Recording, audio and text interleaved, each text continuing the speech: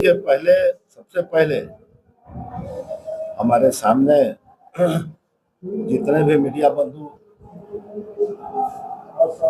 बैठे हैं, उपस्थित हैं, उनको मैं सादर नमस्कार, आभार उनका प्रकट करता हूं।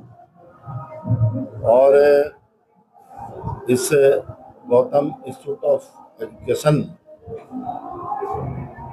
के कर्ता धर्ता श्री कुंतल जी का आभार व्यक्त करता हूं। उन्होंने मुझे यहाँ इनवाइट किया। मूलतः शिक्षाविद होने के नाते मैं ऐसे पटना यूनिवर्सिटी में जियोलॉजी में एसोसिएट प्रोफेसर और अभी धार्मिक न्यास परिषद के अध्यक्ष के नाते जब से दायित्व मिला है तो हम लोग को एक स्पेशल लीव मिलती है यूनिवर्सिटी से। आपने बड़ा अच्छा अभी प्रश्न किया कि धार्मिक न्यास की वैसी कौन कौन सी प्राथमिकता है जिनसे आम जनमानस प्रभावित हो। देखिए, 1950 में मंदिरों और मठों के संपत्तियों के संरक्षण हेतु और धार्मिक गतिविधियों के बेहतर संचालन हेतु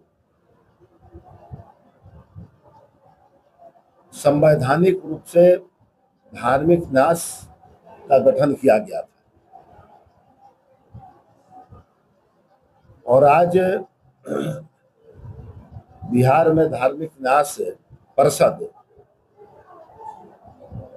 के अंतर्गत लगभग 4,500 मठ, मंदिर और धर्मशालाएं पंजीकृत हैं। और जैसा कि मुझे भी सूचना है कि केवल इस छपरा जिले में हमारा लगभग 115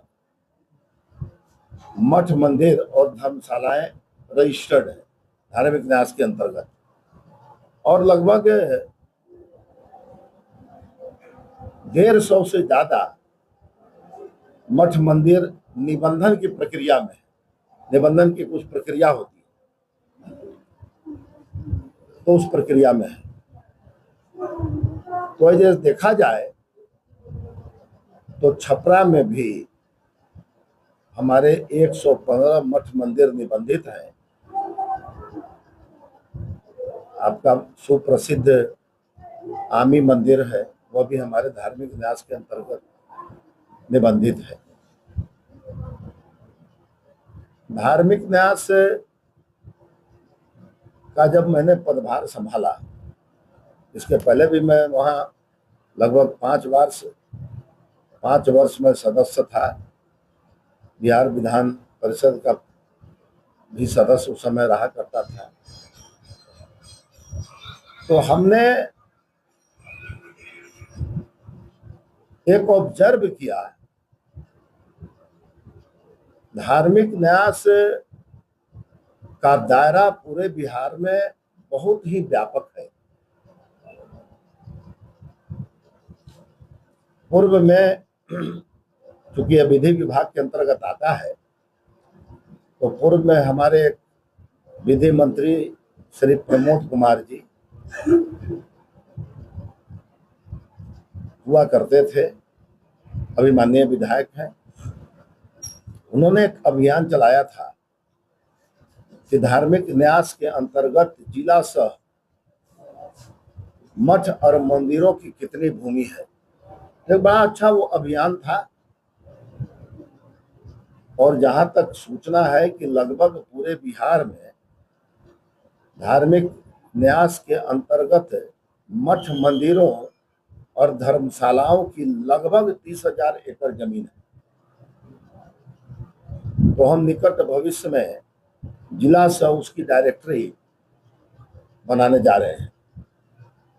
अब आप पूछेंगे क्यों बनाने जा रहे हैं, तो बहुत सी ऐसी रिपोर्ट आती है, नित आती है, किसी मठ का जमीन किसी ने कब्जा कर लिया, किसी मंदिर के जमीन को लोगों ने बेच दिया। तो सबसे पहले हम लोगों ने एक विचार किया कि जो ऐसे हमारे सम्मानित पूर्वज जिन्होंने अपने संपत्तियों को दान कर दिया,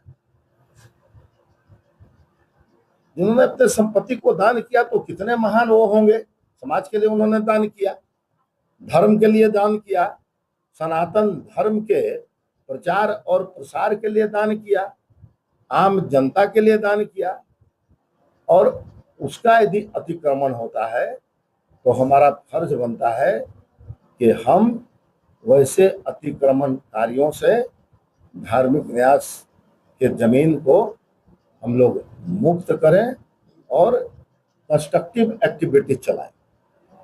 अब क्वेश्चन है कि कंस्ट्रक्टिव एक्टिविटीज क्या होती है। तो हम लोगों ने जो विचार किया कि हमारा काम केवल धार्मिक न्यास परिषद का काम केवल फैसले करने का नहीं है। कोई विवाद हमारे सामने आ गया, हम बैठे, हमने फैसला किया, तो हम वहीं तक सीमित नहीं है। हमारा और भी काम है समाज में। हमारे पूर्वजों ने जो इतना बड़ा बड़ा एसेट मठ और मंदिरों को दान किया, तो उन्होंने दान इसलिए किया कि समाज में बेहतरी हो, समाज में शिक्षा का अलग जगह, समाज में सामाजिक कार्यों के प्रति रुचि हो, समाज में सबसे बड़ी बात आध्यात्मिक कार्यों के प्रति रुचि हो। ये एक थीम समझ के लोगों ने इतनी बड़ी बड़ी संपत्तियां दान कर दी। तो हम लोगों ने भी कुछ विचार किया कि भाई कम से कम 4 प्रमुख विषयों को धार्मिक न्यास परिषद लेगा।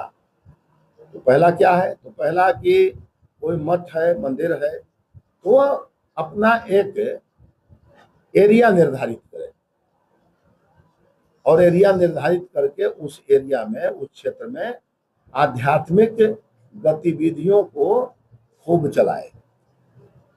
अब प्रश्न उठता है कि क्या चलाए। तो आपने देखा होगा कि पहले हर पूर्णिमा, हर अमावस्या को प्रत्येक घर में सत्यनारायण भगवान का पूजन होता था।